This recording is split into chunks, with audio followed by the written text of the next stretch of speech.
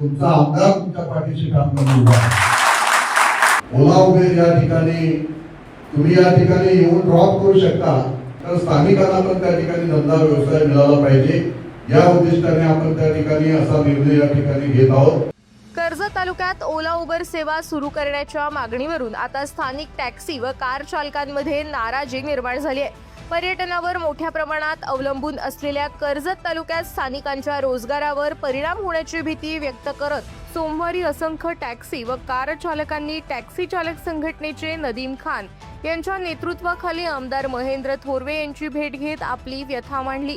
यावेळी इथला आमदार तुमच्या सोबत आहे, कर्जतमध्ये कोणत्याही प्रकारे ओला उबर सुरू होऊ देणार नाही असा शब्द आमदार महेंद्र थोरवे यांनी स्थानिक टॅक्सी व कार चालक व्यावसायिकांना दिला।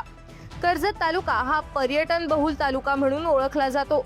माथेरानसह तालुक्यातील विविध पर्यटन स्थळे, रिसॉर्ट, फार्म हाऊस आणि निसर्गरम्य परिसरामुळे वर्षभर पर्यटकांची मोठी वर्दळ असते।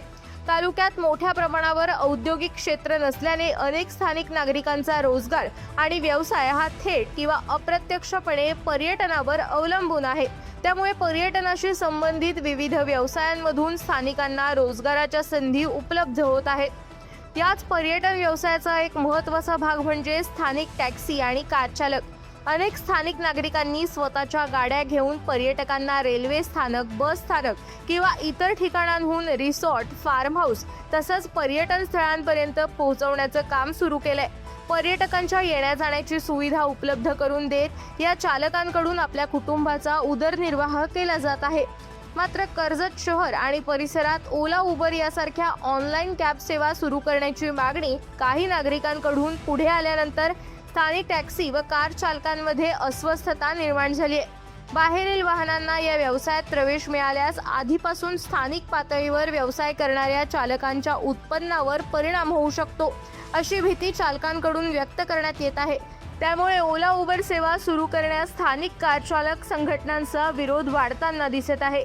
याच पार्श्वभूमीवर सोमवारी शिवसेनेचे नदीम खान यांच्या नेतृत्वाखाली मोठ्या संख्येने टॅक्सी आणि कार चालक आमदार महेंद्र थोरवे यांच्या भेटीसाठी गेले। यावेळी चालकांनी आपली आर्थिक परिस्थिती, पर्यटनावर असलेलं अवलंबित्व आणि ओला उबर सेवेमुळे निर्माण होऊ शकणाऱ्या स्पर्धेबाबत आमदारांसमोर आपली भूमिका मांडली।